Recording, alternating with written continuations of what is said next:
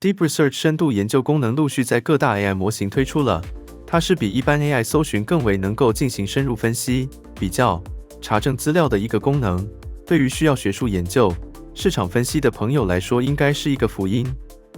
今集我们会比较不同 AI 模型的 Deep Research 功能，来看看哪个表现最好，哪个性价比最高。今次我们会用上 ChatGPT o3 Mini High、Gemini 1.5 Pro、Perplexity 和 Grok 3这4款 AI 工具。首先，我会把草拟的 prompts 给 ChatGPT 修改，再丢给不同的 AI 帮我做 Deep Research。第一个研究是找出因 AI 受惠和未有受惠的美股，还有主要股市市场的表现，最后找出最近2个月知名美股分析师的投资建议。这里有3个任务。先来看看 ChatGPT， 在开始研究之前，它会先询问用户一些问题，主要是澄清研究的范围，大家只要简单回答 Yes 或者 No 就可以了。如果你有特别要求，这个时候最好澄清多一点，避免 ChatGPT 给你不同的研究结果。整体上 ，ChatGPT 做到我大部分的要求，将不同的任务分开处理。虽然只搜索到33个来源，但都是可靠的媒体网站。稍有不足的地方是，在提示词上有要求它用表格展示各个市场指数的变化，它就忽略了。在针对股市市场分析上，大致方向都正确。美股、台股、日股在2023到2024年间交投活跃，而港股和陆股在2024年中到后期才开始扭转形势。最后要求它列出分析师名称、美股投资建议和引用来源，基本上它都做得到。ChatGPT 最后总共花了8分钟完成，一共搜索到33个参考来源，写了大概1200字。接下来看看 Gemini 1.5 Pro 的结果。Gemini 1.5 Pro 是早前的版本，拍片的时候已经推出了 Gemini 2.0 Pro Experimental， 但以 Deep Research 来说，仍然只有 1.5 Pro 的选择。在询问 Gemini 之后，它会率先给你初步的研究计划，如果没问题的话，那就可以开始研究。整体来说，它不到10分钟就完成了，而且还会经 Gemini App 通知你研究完成。Gemini 大概写了1000字，搜索到98个网站。它有尝试以报告形式写出，但小编认为它太多列点的段落，这个位置可能需要改善。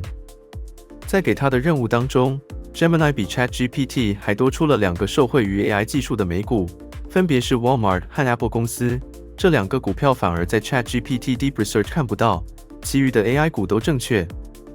至于未受到 AI 影响的传统产业， Gemini 只列出行业类型，未有列出相关的美股代号，而且加插了不少在提示词中没有要求过的演绎，譬如 AI 对环境影响、隐私问题等等，它的幻觉似乎严重些。然后第2个任务是将指定的股票市场指数变化用表格形式呈现，但它直接省略了2023年2月到2024年11月这段时间，这点明显跟 ChatGPT 有段距离，它只列出年度首尾月份的变化。而第3个任务是列出美股分析师的投资策略，但似乎碍于字数限制，它并未有全部列出，你大概要自己在参考连结上继续阅读分析师的建议。整体上，投资建议的参考连结都正确的，只是第1个和第2个任务未完全达到小编的要求。然后就是 Perplexity 的结果，它总共用了3分20秒去完成报告，找到84个网站，写成大概200字左右的报告，在字数上明显跟 ChatGPT 和 Gemini 有差距。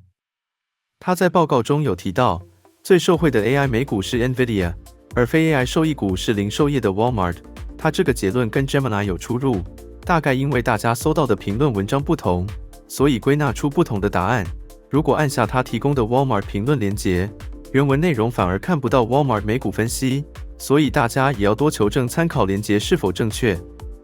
然后 Perplexity 提到一些非美股的股票，但这个不是原本提示词的要求。至于各地市场的指数表现，它不能很直接的套取每个月的指数再做计算，它非常依赖网络文章和评论分析的内容，而不是做求证运算的部分，算是目前 AI 模型的弱点吧。所以，如果需要 AI 模型直接取数据资料再做运算，应该需要像 ChatGPT Operator 这类 AI agent 去作业。这里稍微计算一下 Perplexity 给的资料是否正确。我们用 Nasdaq 100的指数为例，经人手套取资料和 AI 重新计算后，会得出以下的结果。简单来说，就是 Perplexity 和 Gemini 在这方面的计算都不要尽兴，自己需要找数据再利用 AI 辅助计算才比较稳妥。然后就是美股分析师的建议，小编一看到 Sam Altman 和 OpenAI 的名字就知道 Perplexity 已经混乱了，因为我需要美股的分析建议，而不是 OpenAI 的 CEO 名字，也不是要求华人分析师和指数组合，所以这个部分已经做不到小编的要求了。如果论表现的话， Perplexity 在财经 Deep Research 上还比不上 Gemini 1.5 Pro， 这可能是他不擅长的范畴。对于免费的 Deep Research， 大家或许不能要求太高，又或者给太复杂的任务。接下来就是 Grok 3 Deep Search， 它是众多 AI 模型和工具中速度最快的，只花了1分40秒左右的时间，搜索到101个网站，写成约300字的报告。在 Grok 的 Deep Search 中，它会先给出报告重点，然后才在后面慢慢解释，没有前言的部分，做法来得比较直接。他在报告中有提到受惠于 AI 和不太受 AI 影响的美股，分别各自提到有3个 AI 受惠股，包括有 NVIDIA、Microsoft 和 Alphabet， 而非 AI 受惠股则包括 Johnson & Johnson、PG 和 XOM， 当中的 Johnson & Johnson 5年来的股价都偏向平稳，而他引用的数据是来自 Yahoo Finance， 股价大致正确。至于要求的各地股市指数表现，它只能做到某几个月份，中间的月份就跳过了。目前来说，这个部分没有 AI 模型做得那么精准。如果以 S&P 500为例，引用 Yahoo 财经数据，再重新计算就会变成以下。将人手计算和 Grok 3 Deep Search 对比的话，方向是接近的，但 Grok 都未能做到十分精准的套取历史数据。如果取用另一个指数，譬如香港的恒生指数为例，经人手套取资料和计算就会是这样。在这方面 Grok 就显示了负的百分比，看历史数据的话，因为正的百分比变化。到最后美股分析师的投资建议， Grok 给我们的是美国财经网站，引用的是当地分析师的投资建议，不过参考的网站会有付费内容，大家自己要注意了。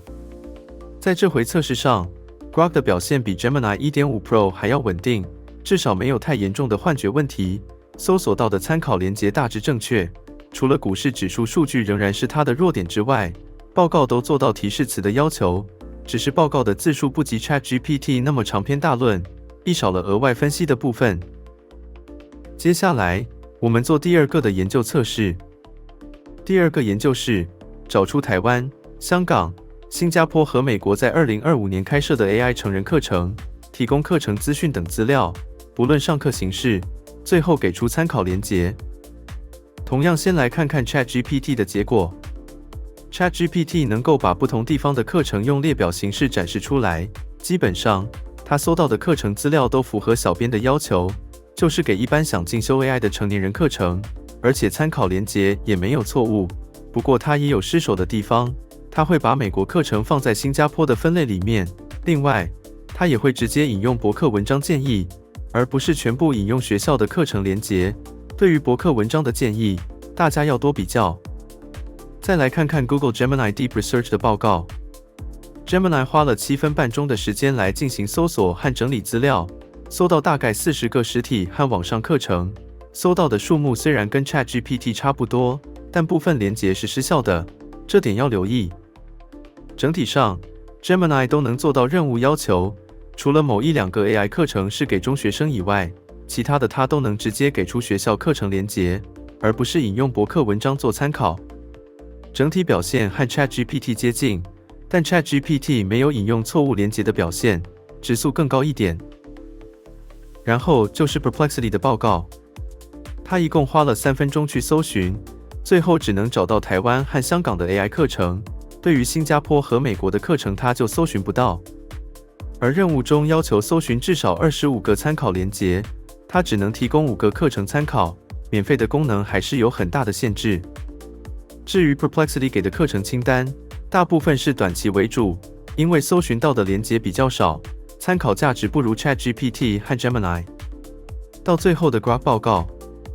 ，Grok 一共花了大概5分钟的时间，搜寻216个网站。以搜索速度和数量来讲，Grok 远比 ChatGPT 和 Gemini 优胜，跟早前的 Deep Search 一样 ，Grok 的深度搜寻会先列出报告重点，详细资料放在后面。虽然搜寻数量多，但它的失效连结也不少，而且会集中某一两个课程网站找资料，而不是直接给出课程连结。感觉它这次表现只是稍比 Perplexity 好一点，但整体参考价值不算很高。总括来说 ，ChatGPT 在这2次测试中都是表现最好、资料质素最高的一款。在速度上虽然稍慢，但它完全做到我给它的任务，没有幻觉，也懂得检查参考连结有没有效。其次，我会选 Gemini 1.5 Pro， 虽然它有幻觉情况，但至少2次复杂任务中都做到一半的要求，错误连结也比 Grok 少很多，而且今次测试的是 Gemini 1.5 Pro 版本，如果之后推出更厉害的版本，相信它会做得比现在更好。然后我会选 Grok 作为第3选择。它的速度和搜索量是优胜的，但资料似乎偏向西方市场，对于中文华人市场的资料它就不太了解。如果需要搜寻英文资料，我就会同时考虑 Grok 和 Gemini。到最后的 Perplexity， 它虽然允许每天有5次免费使用 Deep Research 的机会，但免费功能始终有它的限制。它可以做到一般的搜寻，但稍微复杂一点的任务它就做不到了。最后有一些注意事项。就是使用 Deep Research 的时候 ，AI 会十分依赖网络文章的资料去归纳出答案。它目前不会帮你对比资料正确与否，所以你需要有个人判断，不要太依赖 AI 给你的结果。还有的是，一到了多人使用的时段 ，AI 的反应会慢些，这个时候要给点耐性。